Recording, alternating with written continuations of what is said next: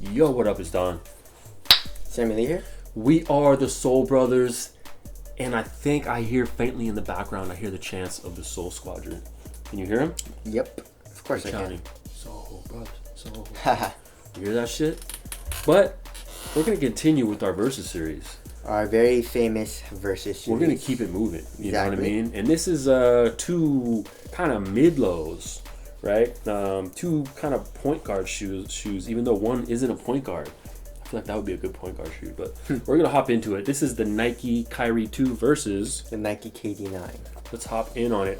We both did these. Sammy just did the KD. He does most of the KDs. So let me start off with the traction here on the Kyrie 2. This is the best traction that God has ever invented. God being Phil Knight. So he ain't no God. No, he retired too. Yep. See ya, Phil. It's been nice knowing you. Hope you sail off into the sunset. Play a lot of golf. Eat a lot of steaks. Exactly. All right. Now, this traction pattern is amazing. Really thick grooves. You got a big pivot point right here, which is killer. You stop super fucking hard. Super hard. Minimal dust. Minimal wiping. The outsole wraps around the whole shoe. We've said it a million times in all the Kyrie reviews and versus videos. It's hard to top this. Solid 10 on traction here. Exactly. Okay, moving on to the KD9 is a honeycomb traction pattern. The rubber is super soft, so I would not recommend playing these outdoors. I would not recommend playing these outdoors either. Dust does get stuck to this, so watch out for that. You do have to wipe a lot, like every 2 to 3 plays. So you do stop hard though. You stop pretty hard, it's pretty fast, but not as hard as that, not as fast as that. And dust is not a problem with that. So obviously the traction will go to the fucking Kyrie 2s. Win. Kyrie 2 traction.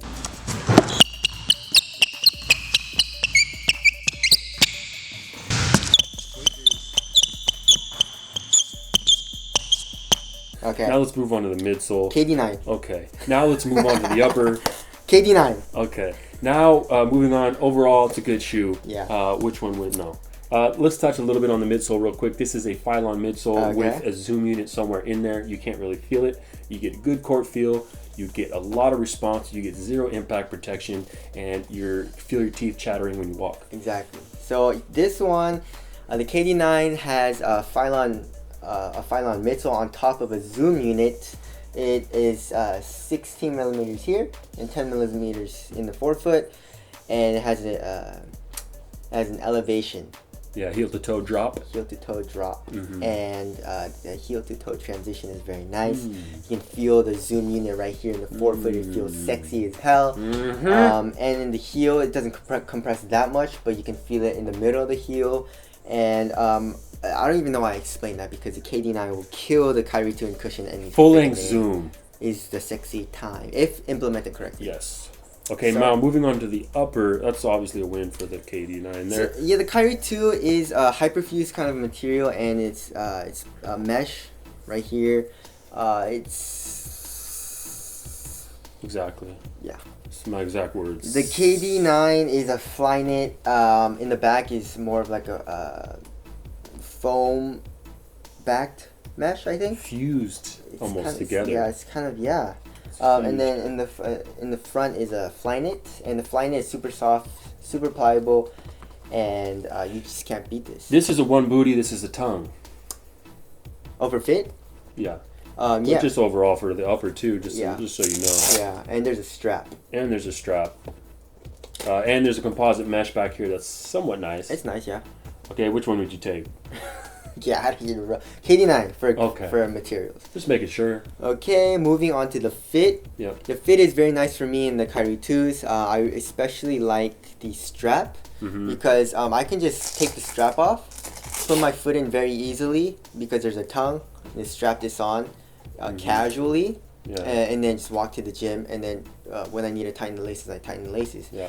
Putting the shoe on is a fucking nightmare. It's really hard to put on.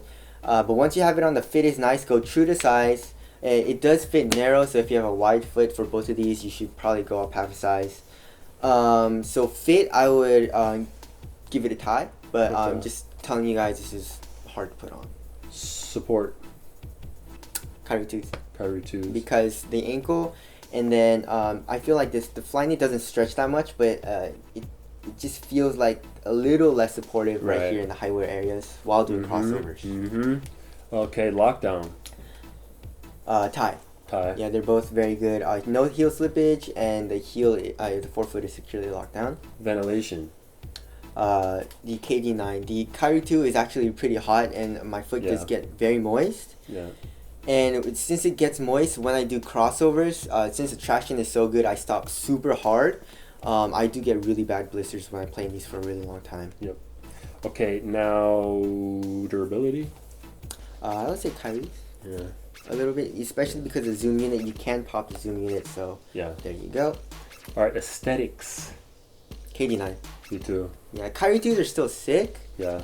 But with the freaking Nike ID release, I really like the KD9, especially the silhouette. It just looks dope as hell. Both are decent looking shoes, but when I look at aesthetics for a shoe, what I ask myself is, would I rock that off court? Right? Yeah. And this one is closer. The closer it is to being rocked off court, the better looking it is to me usually. Yeah.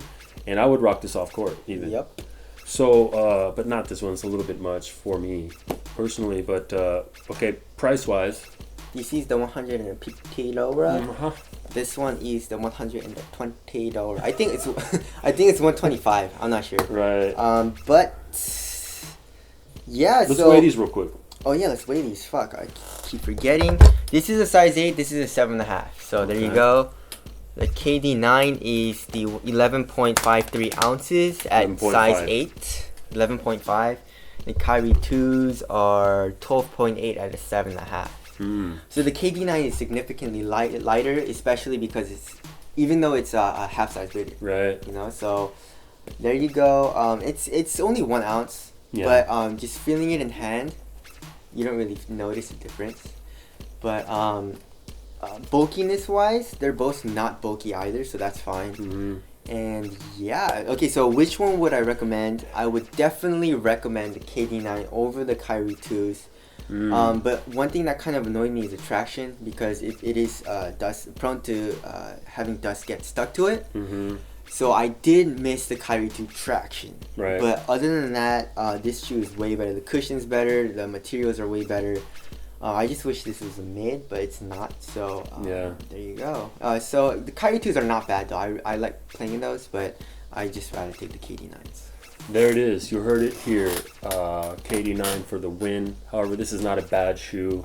My name is Don. Oh, by the way, if you want a copy of either of these shoes, there's a link below that you can click, which will take you to a place that sells this shoe. Now, we will catch you guys next time. My name is Don. Sammy Lee here. Soul Brothers. Later. Peace.